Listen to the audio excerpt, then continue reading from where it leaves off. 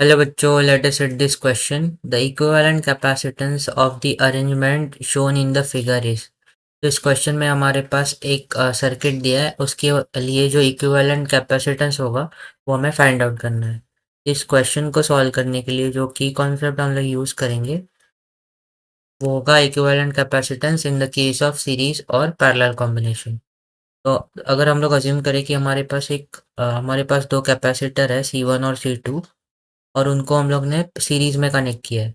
तो इस केस में जो इक्विवेलेंट कैपेसिटेंस होगा दोनों की वजह से वो होगा C1 into C2 divided by C1 plus C2 के इक्वल।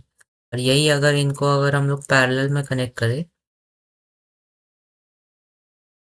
ये C1 ये C2 और इनको पैरेलल में कनेक्ट करें, तो उस केस में जो इक्विवेलेंट कैपेसिटेंस आएगा वो C1 प्लस C2 के इक्वल आएगा। और अगर इन जनरल अगर हम लोग कहें कि C1 और C2 का जो वैल्यू है वो इक्वल है, दोनों मतलब C के इक्वल है, तो उस केस में ये इक्विवेलेंट कैपेसिटेंस का वैल्यू हो जाएगा सीरीज के केस में C अपॉन टू, और पैरेलल के केस में ये हो जाएगा 2C के इक्वल। तो अगर इन जनरल हमारे पास n कैपेसिटर्स है, मतलब नंबर ऑफ कैपेसिटर्स है, और हमें अगर सीरीज और पैरेलल में अगर इसका इक्विवेलेंट का एक्सप्रेशन चाहिए, तो सीरीज वाले केस में इक्विवेलेंट कैपेसिटेंस का वैल्यू हो जाएगा C अपॉन एन, और पैरेलल वाले केस में हो जाएगा C इक्विवेलेंट हो जाएगा n इंटू सी। यहाँ पे n जो है वो नंबर ऑफ कैपेसिटर्स हो जाएंगे, और C जो है वो कैपेसिटेंस हो जाएगा। तो अगर हम लोग क्वेश्चन की बात करें, तो क्वेश्चन में हमारे पास एक 15 माइक्रो फैराड के कैपेसिटर दिए, और ये ऐसे यहाँ पे एक 15, और ये बैटरी से कनेक्टेड है। यहाँ पे एक बैटरी दिया है, पॉजिटिव नेगेटिव, और ये सब 15 माइक्रो फैराड की कैपेसिटेंस है।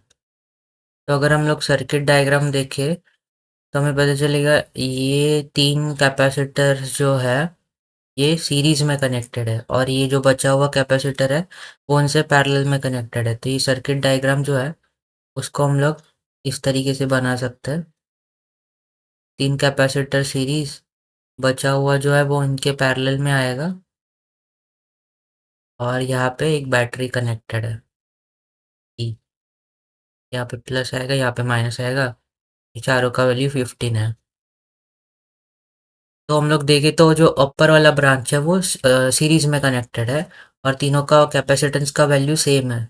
तो अगर हम लोग इक्विवेलेंट निकाले अपर वाले ब्रांच के लिए, तो ये हो जाएगा C इक्विवेलेंट। सिंस तीनों का वैल्यू सेम है, तो यहाँ पे हम लोग n इंटू सी वाला फॉर्मूला यूज़ कर सकते हैं, जहाँ पे n जो होता है वो नंबर ऑफ कैपेसिटेंस होता है। तो यहाँ पे कितना है, सॉरी सीरीज के केस में n अपॉन सी वाला सॉरी C अपॉन n वाला फॉर्मूला आएगा।